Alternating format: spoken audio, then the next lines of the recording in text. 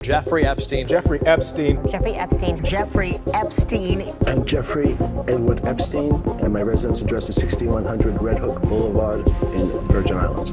Have you ever been convicted of a crime? Yes. Massage के बहाने लड़कियों को उसके घर बुलाया गया। I was only 17 years old. I was a little girl. 3 million page, 2000 video और 1,80,000 इमेजेस जारी किए। एप्स्टीन और उनके साथी एक खास आइलैंड पर बच्चों की बलि देते थे और उनका मांस खाते थे। Narendra Modi, Hardeep Puri, Bill Gates, Donald Trump, Elon Musk.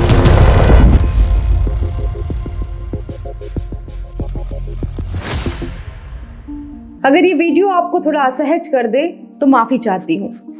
यह कहानी किसी एक आदमी की नहीं है, यह कहानी उस सिस्टम की है जो बच्चों की चीखों पर शैंपेन खोलकर जश्न मनाता है। आप लोगों को जरूर कहीं ना कहीं सुनने को मिला होगा कि पैसे वाले लोग इंसानों को मारकर मांस खा रहे हैं।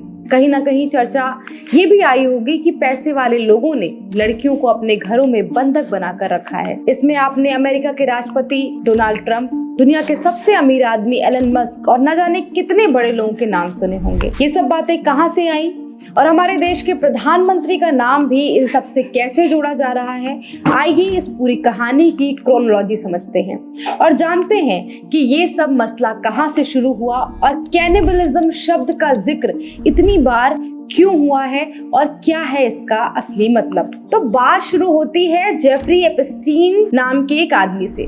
जेफरी एप्स्टीन की कहानी 1970 के दशक से शुरू होती है। 1976 से 1981 तक जेफरी न्यूयॉर्क के डेल्टन स्कूल में एक टीचर के रूप में काम करता है। बिना किसी क्लियर रीजन के उसकी सर्विसेज एंड कर दी जाती हैं। हालांकि उस समय उस पर कोई केस दर्ज नहीं होता। 1981 में एप्स्टीन बियर स्टल्स नाम के इन्वेस्टमेंट बैंक में काम करना शुरू कर देता है और पैसे वाले क्लाइंट्स के संपर्क में आता है। उनके लिए फाइनेंशियल मैनेजमेंट का काम वो करता है और जब वह न्यूयॉर्क में एक सिंपल बैकग्राउंड से निकलकर फाइनेंशियल और एलीट सर्कल में एंट्री कर देता है। उसके पास ना तो कोई बड़ी डिग्री थी, ना ही कोई बिजनेस मॉडल, लेकिन इसके बावजूद वह बहुत तेजी से बेहद अमीर और ताकतवर लोगों के करीब पहुंच गया। इसी एरा में उसने न्यूयॉर्क, फ्लोरिडा और बाद में कैरेबियन में प्रॉपर्टीज खरीदी, जिसमें उसका वो निजी आइलैंड जिसका नाम था लिटिल सेंट जेम्स, जो आप चर्चा का विषय बना हुआ है, आप सभी लोग सुन रहे होंगे, ये भी शामिल था। तो 1990 एप्स्टीन न्यूयॉर्क और फ्लोरिडा में लग्जरी और महंगी प्रॉपर्टीज खरीदता है। वह पॉलिटिकल, बिजनेस और सोशल एलिट्स के बीच लगातार दिखाई देने लगता है। इसी दौर में उसके निजी जेट और इंटरनेशनल ट्रेवल के बारे में लोगों को पता चलता है। अब एप्स्टीन सिर्फ एक अमीर आदमी नहीं रह जाता, बल्कि वह सत्ता, राजनीति और ग्लोबल एलिट नेटवर्क का हिस्सा बन जाता है। इसी समय उसके घरों और प्राइवेट जेट्स पर लगातार पार्टियां होने लगती हैं। बाद में सामने आई डॉक्यूमेंट्स और टेस्टिमोनीज के अनुसार इन जगहों पर नाबालिग लड़कियों का यौन शोषण किया जाता था। ज्यादातर लड़कियां उन घरों से आती थी जहां पे आर्थिक स्थिति अच्छी नहीं थी, जिन्हें पैसों और नौकरी का या मॉडलिंग का लालच देकर उन्हें बुलाया जाता था। Jeffrey Epstein preyed upon me. He put me in a vulnerable and dependent situation and took advantage of me. I was only 17 years old. 1997 में एप्स्टीन केस को सबसे क्रिटिकल फेज में माना जाता है। इसी समय सबसे ज्यादा नाबालिग लड़कियों का यौन शोषण हुआ। मसाज के बहाने लड़कियों को उसके घर बुलाया गया, पैसे दिए गए और कई मामलों में उन्हें दूसरी लड़कियों को लाने के लिए मजबूर किया गया। He said, "Take off your clothes." I had these little girls on, like little hearts on them. I remember they like that. The younger you look, the better it is. 2000 के शुरुआती सालों में पहली बार एप्स्टीन के खिलाफ शिकायतें दर्ज होती हैं। कई नाबालिग लड़कियां पुलिस के पास जाती हैं और बताती हैं कि कैसे उन्हें उनके घर पर बुलाया गया, मसाज के बहाने यौन शोषण किया गया और फिर चुप रहने के लिए भी पैसे दिए गए। 2005 में पहली बार जेफरी के खिलाफ पाम बीच पर फ्लोरिडा पुलिस को पहली ऑफिशियल कंप्लेंट मिलती है। जांच में कई विक्टिम के टेस्टिमोनीज रजिस्टर होते हैं और यह पहला केस है जो पहली बार जेफरी पर हुआ और जिसकी सीरियसली इन्वेस्टिगेशन चल रही होती है। यह वह मोड़ था जहां यह मामला एक बड़े राष्ट्रीय अपराध में बदल सकता था, लेकिन 2001 में एक विवादित प्ली डील के जरिए एप्स्टीन को बेहद हल्की सजा मिलती है। उसे सिर्फ 13 महीने की जेल होती है। जिसमें भी उसे दिन में बाहर काम करने की पूरी इजाजत होती है। अब 2006 में ग्रैंड जूरी के सामने यह केस जाता है और सबूत रखे जाते हैं। विक्टिम साइड के पास सेटिस्फाइड टेस्टिमोनीज और फैक्ट्स होने के बावजूद केस होल्ड पर रख दिया जाता है। 2008 से 2018 तक एपस्टीन ज्यादातर समय पब्लिक लाइमलाइट से दूर रहता है, लेकिन उसकी एक्टिविटीज बंद नहीं होती। वह इंटरनेशनल लेवल पर ट्रैवल करता है, उसका सोशल नेटवर्क बना रहता है और इसी दौरान कई पत्रकार और सामाजिक कार्यकर्ता इस केस को दोबारा उठाने की कोशिश करते हैं। 2018 के अंत में और 2019 की शुरुआत में अमेरिकी मीडिया में एपस्टीन केस पर दोबारा गंभीर रिपोर्टिंग शुरू होती है, जिसके बाद जुलाई 2019 में उसे न्यूयॉर्क में सेक्स ट्रैफिकिंग के आरोप में फिर से गिरफ्तार किया जाता है। Arrested on new sex trafficking charges involve alleged crimes in New York and Palm Beach, Florida. 2018 में मियामी हेराल्ड की प्रोविजन ऑफ जस्टिस रिपोर्ट प्रकाशित होती है। इस रिपोर्ट में प्ली डील, अभियोजकों की भूमिका और विक्टिम्स की सुनवाई न करने की बात कही जाती है। लास्ट 2019 में एपस्टीन को न्यूयॉर्क में फेडरल सेक्स ट्रैफिकिंग चार्जेस में गिरफ्तार किया जाता है। अगस्त 2019 में एपस्टीन की मौत उस जेल में हो जाती है जहां पर वो कैद थे। आधिकारिक तौर पर इसे आत्महत्या बताया गया, लेकिन जेल की सुरक्षा में चूक, कैमरों का काम ना करना और गार्ड्स की लापरवाही ने इस मौत को हमेशा के लिए एक मिस्ट्री बना दिया। उसकी मौत के साथ ही यह डर भी पैदा हो गया कि कई अहम जानकारियां और गवाहियां कभी सामने ही नहीं आ पाएंगी। इसके बावजूद कोर्ट केस और सिविल सूट चलते रहते हैं, जिनसे धीरे धीरे एपस्टीन फाइल्स सार्वजनिक होने लगती है। 2023 में न्यूयॉर्क के एक न्यायाधीश ने मैक्सवेल के खिलाफ 2015 के दस्तावेजों को अनसील करने का आदेश दिया, जिसमें पहले से सार्वजनिक जानकारी वाले कई नाम शामिल थे, जैसे Prince Andrew, Bill Clinton, Donald Trump, Bill Richardson, Michael Jackson, Stephen Hawking जैसे नाम उसमें शामिल थे। फिर 2015 के एक मुकदमे के दस्तावेजों को 2023 में पब्लिक रिलीज किया जाता है। 2024 में पहली बार कुछ कोर्ट रिकॉर्ड सार्वजनिक किए जाते हैं और फिर 2025 में अमेरिकी कांग्रेस ने एपस्टीन फाइल्स ट्रांसपेरेंसी एक्ट पास किया, जिसे 2025 दिसंबर में डोनाल्ड ट्रंप ने जिस पर हस्ताक्षर किया, ताकि न्याय विभाग से जुड़े दस्तावेज सार्वजनिक किए जा सके।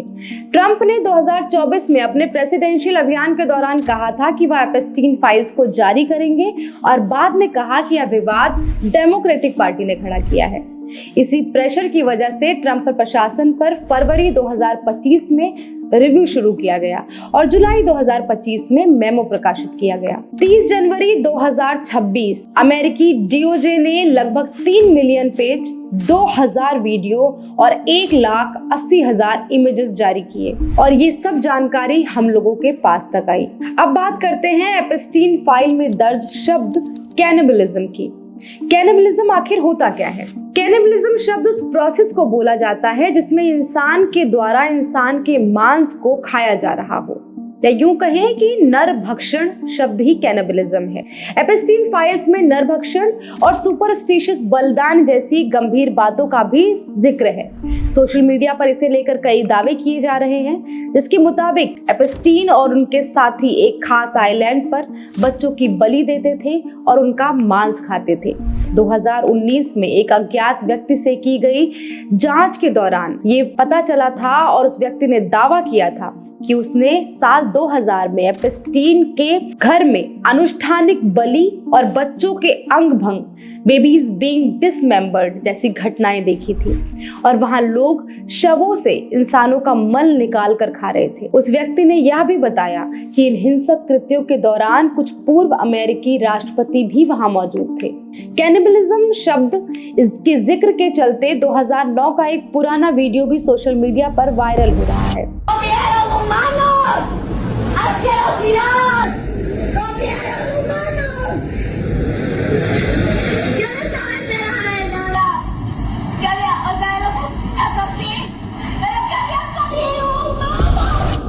अब इस पूरे मसले में जिन बड़े लोगों का जिक्र आया है उनके बारे में जान लेते हैं कि वो लोग आखिर हैं कौन।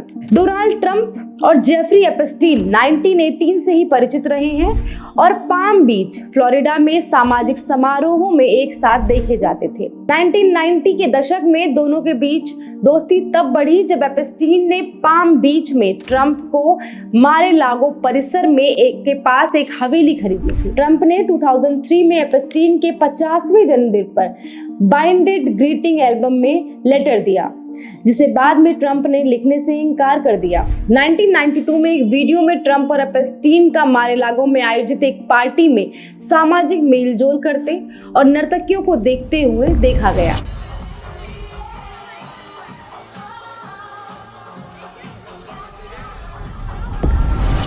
2007 में ट्रंप ने एप्स्टीन की मारे-लागो क्लब में मेंबरशिप रद्द कर दी थी।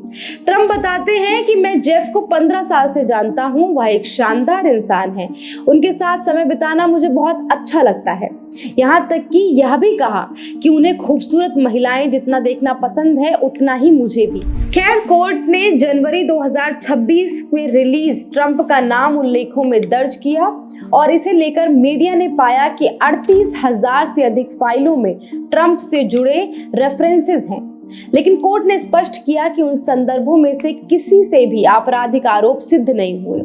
कोर्ट ने 7 जुलाई 2025 के एक मेमो में कहा कि कोई क्लाइंट लिस्ट मौजूद नहीं है और किसी भी प्रमुख व्यक्ति के खिलाफ जांच योग्य सबूत नहीं मिला है। बिल क्लिंटन पूर्व अमेरिकी राष्ट्रपति का नाम फाइल्स में कई बार कोर्ट दर्ज कर रही है और दस्तावेजों संदर्भों में सामने आया है। हालांकि कोर्ट ने फिर स्पष्ट किया कि इन संदर्भों में यह सिद्ध नहीं होता कि क्लिंटन ने कोई क्रिमिनल ऑफेंस किया है।